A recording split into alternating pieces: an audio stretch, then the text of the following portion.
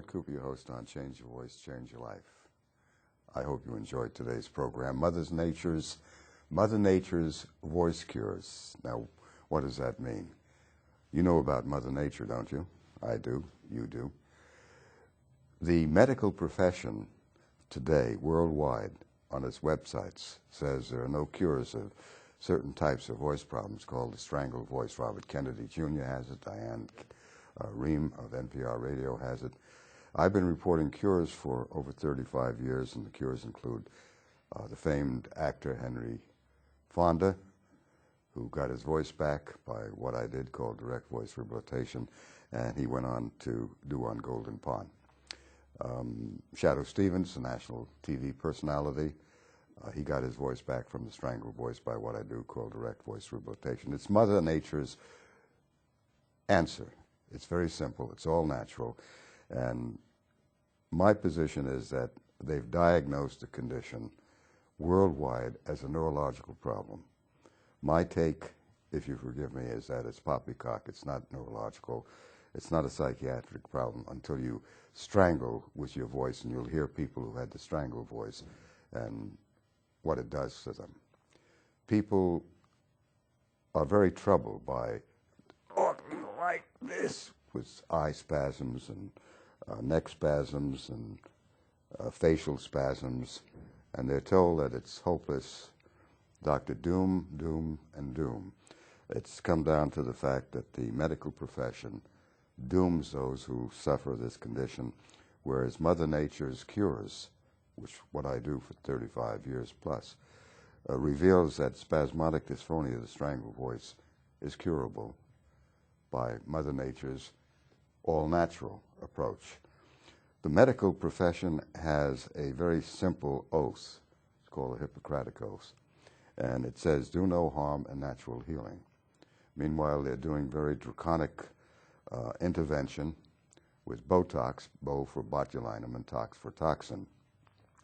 It's one of the world's most deadly poisons, if not the most deadly poison, in undiluted form. It's used in therapeutic form for patients 1 to 2 to 3 or 4 times, 5, 6, 7, 8, 9, 10 times a year, 4 to 10 times a year, according to Dr. Gerald Burke, the chairperson of the Head and Neck Division, UCLA Medical Center. I served there on the staff and faculty some years ago under Jack Pressman, and we turned out remarkable cures of various types of voice problems. After I left the medical center, I found out the answer to spasmodic dysphonia, the strangled voice. It's caused all naturally by talking wrong. What am I to do in a profession, practicing what I do, trying to tell people that there is another approach to spasmodic dysphonia other than draconic Botox for life? It's 4 to 10 Botox shots a year. Every year for life. Cost is maybe $1,000, $2,000, $3,000 or $4,000 a Botox shot. They're well-intentioned, but perhaps they're on the wrong road. Join with me. My take is they are on the wrong road.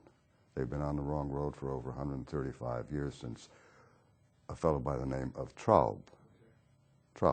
Ludwig Traub, in 1871, called the condition nervous hoarseness, and it was later called spastic dysphonia. It's called spasmodic dysphonia today, the strangled voice. What I want to do is tell you what I do, how I help cure it by Mother Nature's approach. When I see the patient who comes in and calls me, I get them to give me a history of how long they've had the problem, what their experience has been with medical people or non-medical people, and I listen to their voices. The history, the evaluation is very important, because when they come in talking like this, I record them on the phone with their permission, and I listen to them. They talk like this. All strangled voices talk in the lower throat, the medical profession, and I agree on that. The medical profession says it is a problem of neurology, and I say it can't be a problem of neurology because I can't cure a neurological problem.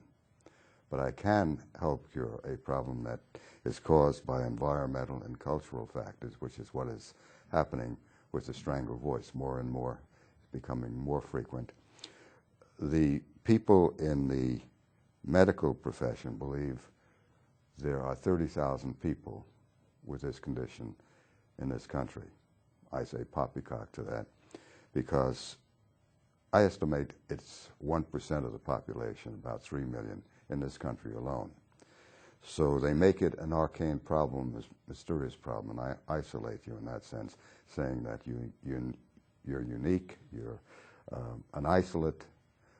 Patients with the condition seldom ever get a chance to talk with anybody else who has the problem. I introduce the patients in my office with their signature giving up the right of privacy and confidentiality to meet with other patients who have the condition, and I help them to understand their condition is simply talking wrong, and Mother Nature's help means they can get their voice back.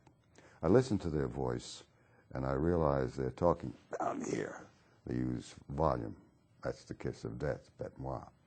What I help them to do is very simple, and I'm going to tell you what I do, so join with me. I get them to say, which puts the voice up in the face in seconds. They're talking like this. I record them on a language master, which is a very simple device, and it has two sides to the recording. They're talking like this, and then I have them, so they can hear the replay in seconds. And why can they say, because Mother Nature is there. I just developed that technique in 1962 working on the staff at UCLA Medical Center, and it does wonders. It's a fabulous technique. It seldom is applied to helping those with strangled voices, let alone those who have what is called muscle tension disorder, which means they have a troubled voice. And most of these voices, the overwhelming number of these voices, are induced and caused by talking wrong. We have no training in the school system. We have no training basically anywhere. So we misuse our voice post-puberty over a period of years, culturally, environmentally. We drop into the lower throat, and the women are doing the same thing now as the men have done, talking deep throat like that. It's in. Unfortunately, it's causing a fallout of voices to the extent that they have serious problems, and they wind up from talking wrong to winding up with spasmodic dysphonia. My take is that spasmodic dysphonia, the strangled voice, is caused by ongoing misuse of the speaking voice. The medical profession worldwide on its website says that that's not true. It's simply that they have a neurological problem, a dystonia, a basal ganglia dysfunction, a chemical imbalance in the brain, a gene-related problem, a molecular problem, this and that and so forth. It goes on and on. The theories have never reported one single cure in over 135 years in the medical field, not one. Speech therapy has not worked. It's indirect. Drink a lot of water, use 8 sounds, do this and that, don't drink coffee, and and your problem is related to acid reflux, which I don't find true at all. Clinically, I've tested that thesis, and it's failed. So what I do is I listen to the patient when they come in. I'm taking the history, and I ask them what treatment they've had, and has it helped them. Often they've had Botox botulinum toxin, which is the modus operandi for today's treatment of spasmodic dysphonia, called the state-of-the-art and treatment of choice. The Allergan Botox company guarantees in writing through its basically funded National Spasmodic Dysphonic Association, there are no cures in writing. An Allergan Botox company says the same thing. The medical profession on its website says there are no cures. They guarantee no cures in writing. So I am the oddball who's reporting cures. I'm going up to UC San Francisco. I was there in 1998. And I'm reporting on how I help cure the so-called hopeless voice problem. How could it be that one lone doctor in the world against the entire medical profession, all academia, and the drug company Allergan, the Botox maker, and its associated groups they fund, the National Spasmodic Dysphonic Association and the Dystonia Medical Research Foundation that guarantees there are no cures. How could I be the only doctor in the world reporting ongoing cures for 35 years, all types of adductor and abductor, and also muscle tension disorder. My approach, called direct voice rehabilitation, fits all sizes. It's a very simple approach, and it says that pitch is a key element in the cause of voice problems. Pitch. What do I mean by pitch? Pitch your voice up in the face. You can do it automatically by Mother Nature's own help. It's an amazing, simple thing. You get a voice lift. If you're talking like this, you have a bad and raspy voice. The medical profession looks to implants, gel, fat. They have all kinds of substances dating back to 1913 when they used paraffin and it failed. These implants, from my experience, are all too often ineffective. They don't deal with what is called the voice identity and the voice image, which means that I find the cause of these bad, raspy, and strangled voices is simply that you have an inner voice which you're using, which directs you, and it's the wrong voice that you're using outwardly because you're inner directed. And nobody seems to scratch the surface or look to the cause of why you're talking with a raspy voice or a strangled voice. The answer is very simple. You don't know better. You have no training, and you're flying blind with your voice. We will play a 7-minute tape for you, so you can DVD, so you can hear cures before and after. Tune into it. Now, what I do in the evaluation is get the patient to understand that they're not hopeless, they're not doomed, they're not incurable. They're simply misinformed and misled. And their prognosis in my office is good to excellent if they fully cooperate. What do I need them to do? I need them to take the voice out of the lower throat. I need them to hum the first bar of Happy Birthday. It's all Mother Nature. You can feel the buzz up there. It's unfamiliar to the patient, and they react to it negatively at first because it doesn't sound right, doesn't feel right. And they can look on a voice mirror, which is a very simple device which I use in the office, which shows them the pitch of their voice. Basically, they're talking too low in pitch. Basically. Some are talking too high, and I bring them down, others too low. What I use to determine all of that is their laugh. Your voice, your real voice, is your laugh, believe it or not. It's Mother Nature. It's that you talk too low. When you laugh, that's your real voice, believe it or not. But physicians and academicians don't really tune into it. For one reason or another, they don't listen to Mother Nature. And if you don't listen to Mother Nature, you're going to get a whammy. Patients, when told their laugh is their voice, are surprised. And they also say that their voice is clear when they talk on the laugh or off the laugh. Yes.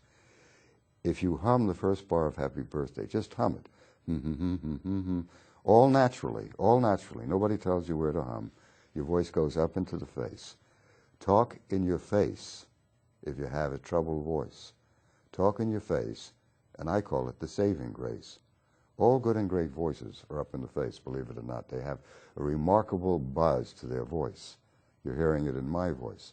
I help patients to relate to the new voice by explaining how I got out of a very serious voice problem called spasmodic dysphonia, and it took me a period of years. In the process, I got a PhD. I was told my voice problem was hopeless. 12 MDs couldn't help me. 4 speech therapists couldn't help me. A teacher of singing couldn't help me. There must be another answer, and I sought it and found it. When one doctor finds the answer to what the establishment, the medical establishment, and the academic establishment and the drug establishment guarantee in writing there are no cures, all hell breaks loose. Let's take a listen to cures. I'll be telling you who diagnosed these problems, who diagnosed the problems, and give you a little background as you're listening to the before and after cures of what the medical establishment says and its academic friends and the drug company, Allergan, the Botox maker, guarantee in writing there are no cures. I've been reporting a number of cures for over 35 years. Tune in to the before and after. Let's listen.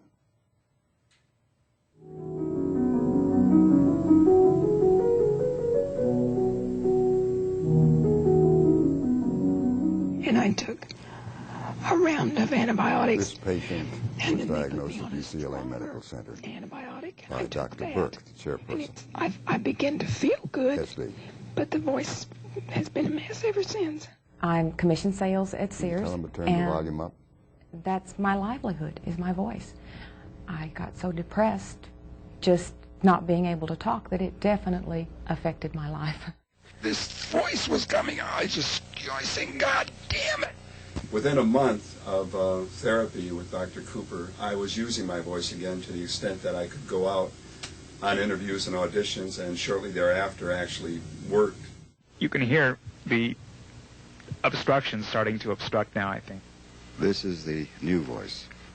There is that aspect of lightening up, but there also is an aspect of having the correct pressurization. And he said, I don't want you to talk in that little girl's voice anymore. You talk in your regular voice. I said, but when I talk in my regular voice, you can't understand what I'm saying. I had a strangled voice. It was very difficult to speak. When I did speak, it sounded strangled. Before I had worked into the position of employment director, manager of employment. And he continued to make overtures. To pick her up before too late and take her home. Do I feel that I'm likely to go back to it? No, I don't. Ronald Figure. Okay, how long have you had this condition? A year and a half. And he says, well, Ron, I'll give you 3 options too. He says, you can continue coming here for shots. You can call that doctor in California to schedule a surgery if you'd like. And then he goes, oh yeah, by the way, Ron, there's also this other guy. Go to his website, and he wrote down his name, thevoicedoctor.com, and handed it to him, and he says, check out this guy. He says he has a cure. And so I found on the dystonia page that something that plagued people with focal dystonia was very often spasmodic dysphonia. And they called it, multifocal dystonia. And I, as a patient who has experienced the fear and agony of thinking that my voice is disappearing. It just got really bad lately. It chokes up. My voice chokes up. I can't breathe. I feel like I'm running out of air. I didn't think that it could be so simple, but it was.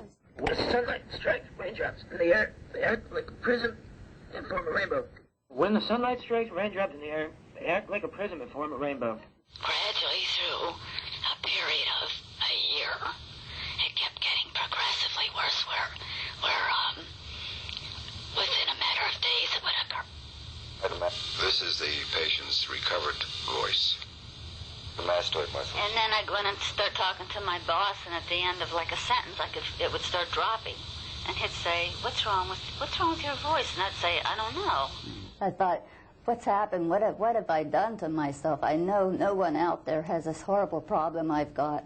But I found out there's an awful lot of people walking around out there in this world that have the spastic dysphonia. And they say that it's because some motor signal from the brain is overamped and it tightens up the vocal cords. It's pretty tragic, isn't it? Pretty tragic sound, and it's quite different now. The last time he injected me with half unit each in Botox, I completely lost my voice for 6 weeks. I was incapacitated.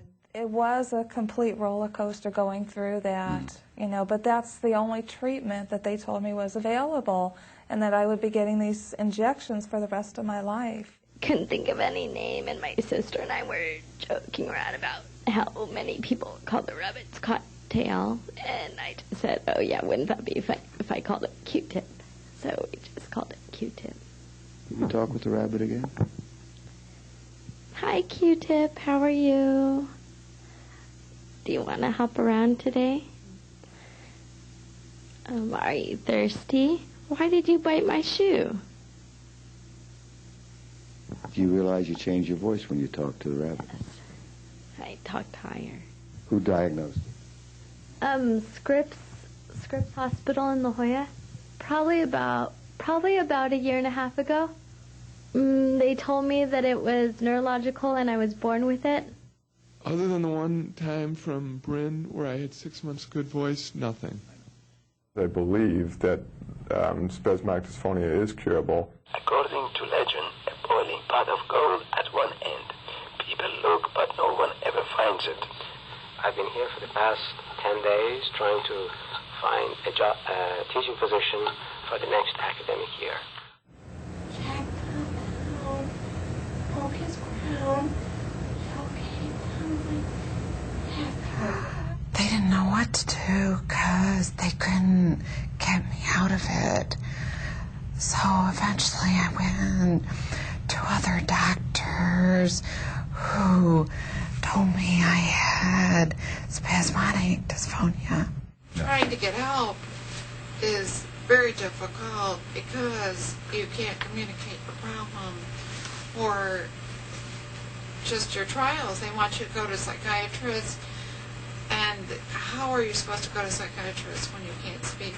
Well, and then he says, well, how long ago did you see Dr. Cooper? And I went, oh my God, it's been 6 years. It'll be 6 years in June. Well, as I go through the day, even right now, I'm tending to raise my voice and go in the upper register. You remember that voice? I remember it. Did you like it? I didn't like it then, didn't like it now. That's to help. And after a while, I get my voice not 100%, but much better than it had been. And after about 2 years, it started to again go worse and worse. I hope that by sharing, others too will find new hope for a life that allows them that greatest gift that God has given us, the gift that makes us human, that gift we call communication.